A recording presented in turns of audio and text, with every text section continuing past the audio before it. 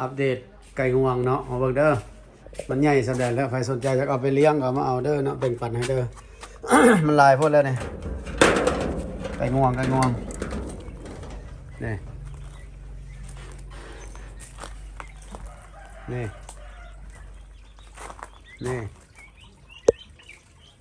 นี่ใหญ่มาแล้วนี่ นี่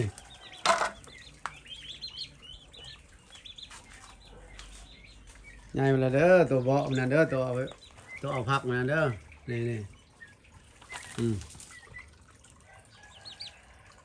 นี่ตัวออกกำลังหมู่นี่คูละ100,000 200,000เด้อใครสนใจเด้อตัวน้อยเด้อนี่ผลผลิตนี่ แค่คืออย่างนี้พี่น้องเอ้ยแต่มันมักสะอาดเด้อนี่คอกมันให้ต้องสะอาดนี่นอนกลางมุ้งเด้อพวกนี้เด้อ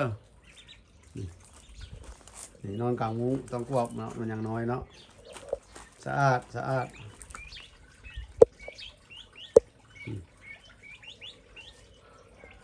ใครอยากได้ไปเลี้ยงมาเอาแล้วติดต่อเด้อ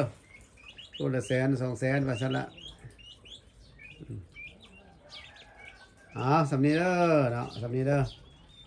บ๊ายบายขอบใจที่เบิ่งคลิปเด้อ